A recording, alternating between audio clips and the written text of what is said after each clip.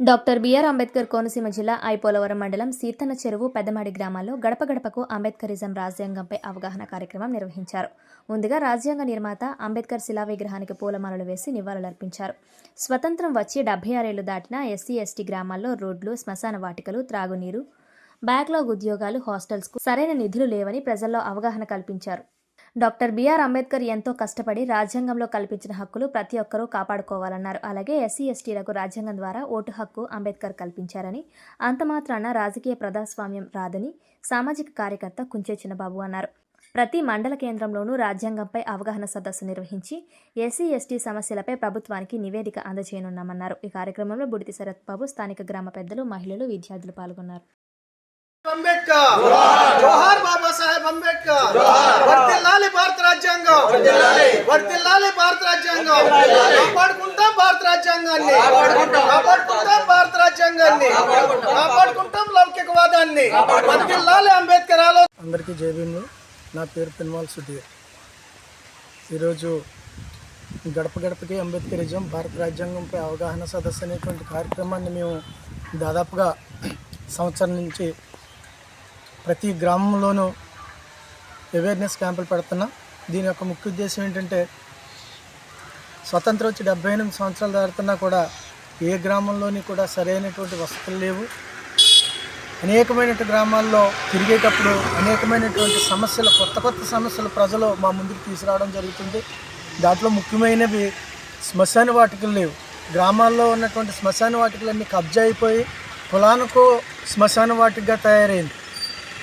ఎవరైతే schedule caste ఉన్నారో వాళ్ళ కనీసం శ్మశానం లేక వర్షాకాలంలో వాళ్ళు ఏటిగట్టుల మీదే ఆ శవాన్ని పుడిచే పరిస్థితికి వచ్చారు. అంతేకాకుండా హాస్టల్స్ లేవు. సోషల్ వెల్ఫేర్ హాస్టల్స్ని క్లోజ్ చేశారు. మరి చదువుకోవాల్సినటువంటి పిల్లలందరూ రోడ్ల మీద పడిపోతూ ఉన్నారు. చదువుకు దూరం అవుతున్నారు షెడ్యూల్ కాస్ట్కి సంబంధించినటువంటి వాళ్ళు. ఉన్నయ కమిషన్ ఏం చెప్పిందో దాంట్లో ఏ ఒక్కటి కూడా ఏ ప్రభుత్వం అమలు చేయనటువంటి పరిస్థితుల్లో ఉన్నాయి. ఈ అన్నిటి మీద మేము ఒక నివేదికను తీసుకుంటున్నాం. నివేదికను తీసుకొని ఈ గ్రామాలు అయిపోయిన తర్వాత మండల వైడ్గా ఒక అద్భుతమైనటువంటి ఈ అవేర్నెస్ క్యాంప్ మీటింగ్ ఒకటి చేస్తాం. అలాగే నియోజకవర్గం వైడ్ చేస్తాం.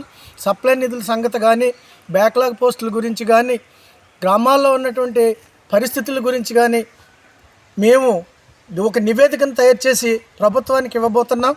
ఆ నివేదిక ద్వారా మాకు రావాల్సినటువంటి హక్కులు ఏవైతే ఉన్నాయో, నిరుపేదలకు ఉద్యోగాలు ఏవైతే ఉన్నాయో, బ్యాక్లాగ్ పోస్టులు ఏవైతే సమస్యలు ఉన్నాయో, రాజ్యాంగపరంగా రాజ్యాంగం మాకు ఇచ్చినటువంటి హక్కుల్ని మేము సాధించే వరకు పోరాడుతూ ఉంటామని ఈ గడప గడపకి అంబేద్కరిజం అనేటువంటి ఈ కార్యక్రమం ద్వారా మీకు తెలియజేస్తూ ఉన్నాం. జై భీమ్. ఓటు యొక్క ఆవశ్యకత గురించి, ఆ ఓటు ఏ విధంగా వచ్చిందనేది చెప్పవలసిన అవసరం పాలక వర్గానికి, అదేవిధంగా అధికారులకు కూడా ఉంది. మరి 1907లో రాయల్ కమిషన్ సిఫార్సుల మేరకు అప్పుడు ఓటు హక్కు 1919 చట్టం ప్రకారంగా 3.6% వాళ్ళకి ఓటు హక్కు కల్పించారు. అదైనా ఓన్లీ పురుషులకే 1919 చట్టం ప్రకారంగా. తర్వాత 1935 భారత చట్టం ప్రకారంగా మరలా అందులో ఉన్నత స్థితి వారికి ఉద్యోగాలు, చదువుకున్న వాళ్ళకి, అదే స్థిరాస్తి ఉన్న వాళ్ళకి కలిపి 1930లో 1935 చట్టం ప్రకారంగా 10.6% ఓటు హక్కు కల్పించారు.